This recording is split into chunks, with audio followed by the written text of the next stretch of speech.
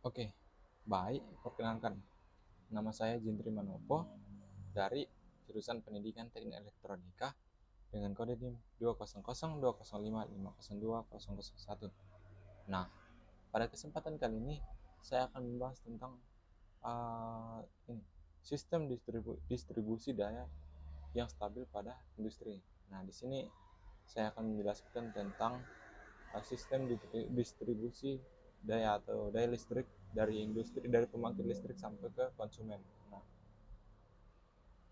Nah, sistem di sini adalah kata pengantarnya. Jadi, sistem distribusi merupakan bagian dari sistem tenaga listrik. Sistem distribusi ini berguna untuk menyalurkan tenaga listrik dari sumber daya listrik sampai ke konsumen. Jadi sistem distribusi listrik berfungsi untuk membagi dan menyalurkan tenaga listrik ke beberapa tempat pelanggan. Yang kedua, merupakan subsistem tenaga listrik yang langsung berhubungan dengan pelanggan karena satu daya pada pusat beban dilayani langsung melalui jaringan distribusi. Nah, untuk rangkaiannya mungkin seperti ini kurang lebihnya. Jadi dari pembangkit listrik masuk melalui trafo untuk tegangannya dinaikkan dan akan didistribusikan melalui sutet terus diterima lagi oleh trafo untuk diturunkan tegangannya dan dialirkan melalui tiang listrik, terus masuk lagi ke trafo atau gardu untuk diturunkan tegangannya menjadi tegangan rendah untuk bisa masuk ke konsumen. Nah, lanjut. Oke, tenaga listrik yang dihasilkan oleh pembangkit tenaga listrik besar dengan tegangan kurang lebih 11 kV sampai 24 kV. Nah, kemudian tegangan tersebut dinaikkan oleh gardu menjadi kurang lebih 70, 154 atau 220 sampai 500 kV yang kemudian disalurkan melalui saluran transmisi. Nah, tujuan dari penaikan tegangan adalah untuk memperkecil kerugian daya listrik pada saluran transmisi, di mana dalam hal ini kerugian daya sebanding dengan kuadrat arus yang mengalir, I kuadrat dari R atau hambatan atau arus kuadrat dari hambatan dengan daya yang sama.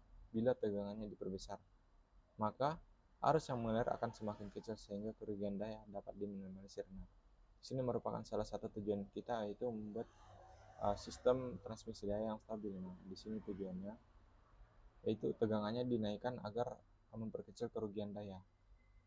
Nah, ini bentuk trafo step up atau penaik tegangan pada pembangkit tenaga listrik. Nah, saluran distribusi. Dari saluran transmisi, tegangan akan diturunkan lagi menjadi 20 kV dengan transformator. Jadi, untuk transformatornya dapat dilihat seperti ini. Nah, transformator penurut tegangan pada gardu induk distribusi. Kemudian, dengan sistem tegangan tersebut, penyaluran tenaga listrik dilakukan oleh saluran distribusi primer. Nah, dari saluran distribusi primer ini, gardu-gardu distribusi mengambil tegangan untuk diturunkan tegangannya ke trafo distribusi. Nah, dari trafo distribusi ini merupakan trafo yang biasanya kita lihat di tiang listrik, yang akan menjadi trafo yang akan menjadi penyaluran listrik ke beberapa rumah. Nah, di sini trafo distribusi menjadi sistem tegangan rendah, yaitu 220 sampai 380 volt. Dan selanjutnya dapat disalurkan ke distribusi sekunder untuk ke konsumen-konsumen. Dengan begini distribusi tenaga listrik semakin lebih stabil dan kerugian daya lebih sedikit sehingga menghasilkan saluran distribusi yang lebih efisien. Oke, lanjut. Nah, jadi kurang lebihnya seperti ini untuk alur pendistribusian transmisi listrik. Jadi dari sistem pembangkit listrik melalui trafo step up atau trafo penaik tegangan, dan tegangannya dinaikkan kurang lebih sampai 500.000 volt, terus disalurkan ke beberapa daerah menggunakan jaringan sutet atau saluran transmisi tegangan tinggi. tegangan ekstra tinggi, saluran udara tegangan ekstra tinggi. Nah, setelah melalui sutet, jalur listrik atau transmisi listrik akan diterima lagi oleh perusahaan atau PLN pada suatu daerah, kemudian diturunkan melalui step down. Nah, melalui trafo step down. Nah, di sini setelah melalui trafo step down, tegangan akan disalurkan melalui tiang listrik. Nah, dari tiang listrik ini yang akan menjadi biasanya akan langsung masuk ke pabrik-pabrik industri dan sebagainya, akan masuk ke rumah-rumah. Nah, untuk jalur ke rumah, jalur listrik ini akan melalui trafo atau step down lagi. Jadi tegangannya akan diturunkan kurang lebih 20 kV atau JTM, jaringan tinggi menengah. Nah, di sini belum bisa digunakan untuk konsumsi elektronik rumah. Nah, jadi kita memerlukan trafo. Nah, ini biasa trafo yang ada di tiang listrik. Trafo ini berfungsi untuk menurunkan tegangan lagi menjadi 220 volt. Nah, dari sini baru bisa kita ambil sebagai distribusi atau konsumsi daya listrik rumahan. Nah, ini. Jadi mungkin kurang lebih grafiknya seperti ini. Dari pembangkit listrik. Nah, ini akan saya jelaskan. Ini. Baik. Dari pembangkit listrik ini pembangkit listrik. Pembangkit listrik dia masuk melalui gardu penaik tegangan. Jadi ini adalah gardu penaik tegangan. Jadi di sini ada trafo untuk menaikkan tegangannya, grafiknya untuk menaikkan tegangan. Kemudian setelah tegangan dinaikkan, transmisi tegangan dilakukan. Nah, transmisi tegangan ini yang melalui jaringan sutet ini atau saluran udara tegangan ekstra tinggi. Nah, setelah sampai di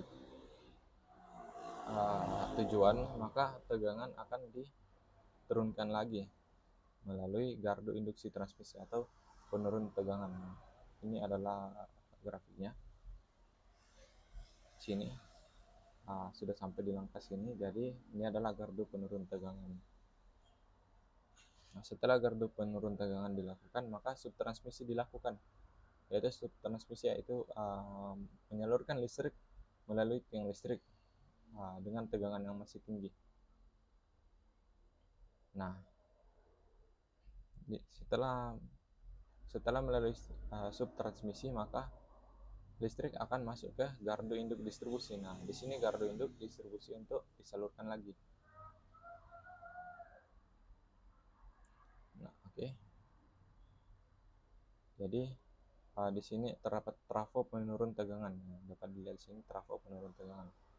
Nah, dari sini kita bisa melakukan pembagian tegangan untuk penyaluran tegangan primer. Nah, di sini tegangan listrik akan dialirkan ke daerah-daerah. Nah, ini daerah-daerah, setiap daerah dengan listrik kisaran 20 kV. Kemudian untuk di setiap daerah, pada setiap daerah memiliki sebuah trafo distribusi. Nah, trafo distribusi ini yang akan melakukan penurunan tegangan dari JTM jaringan tinggi menengah 220 kV menjadi tegangan JTR jaringan tengah rendah 220 volt. Nah, setelah ini baru bisa kita hubungkan ke listrik rumah tangga. Nah, ini adalah listrik rumah tangga, ini adalah meteran listrik dan alat-alat elektronik yang menggunakan listrik. Jadi mungkin dari sini ini adalah sistem transmisi listrik yang paling efisien dilakukan untuk mentransmisikan listrik jarak jauh. Oke, baik. Mungkin itu dari saya. Kurang lebihnya saya mohon maaf. Terima kasih banyak.